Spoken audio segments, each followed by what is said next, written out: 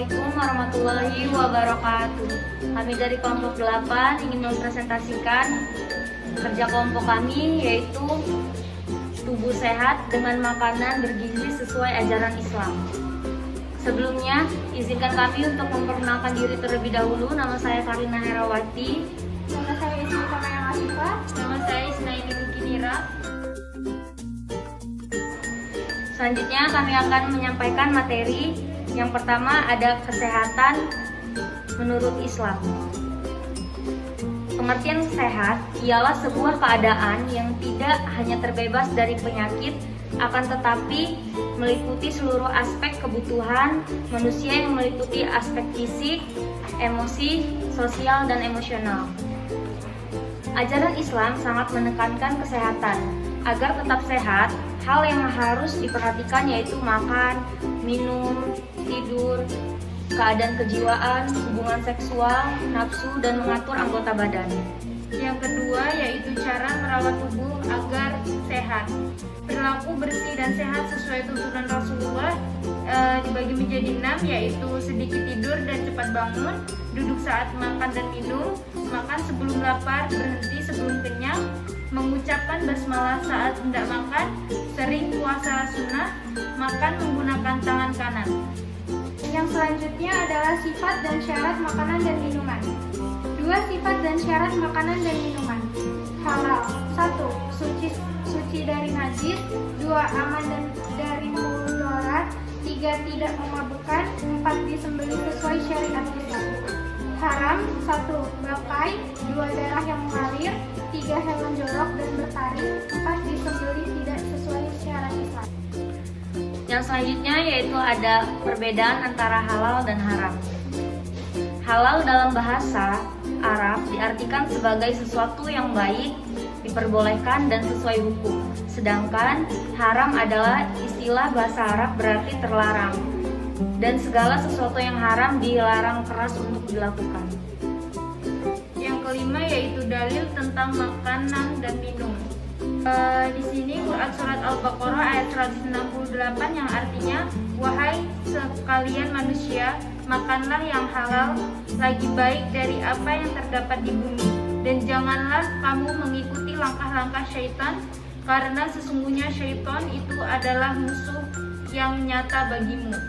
Kemudian surah Al-Maidah ayat 3 yang artinya, diharamkan bagimu memakan bangkai, darah, daging babi atau daging hewan yang disembelih atas nama selain Allah, yang tercekik, yang terpukul, yang jatuh, yang ditanduk, yang diterkam, yang binatang buas, kecuali yang sempat kamu menyembelihnya. Kemudian, dan janganlah kamu memakan dari apa yang ketika disembelih tidak disebut nama Allah. Perbuatan itu benar-benar suatu kefasikan. Sesungguhnya syaitan-syaitan akan membisikkan kepada hewan kawan-kawannya agar mereka membantah kamu, dan jika kamu menuruti mereka, tentu kamu telah menjadi orang musyrik. Kemudian Quran surat An-Nahl ayat 114 yang artinya, maka makanlah yang halal lagi baik dari rezeki yang telah diberikan Allah kepadamu, dan syukurilah nikmat Allah jika kamu hanya menyembah kepadanya.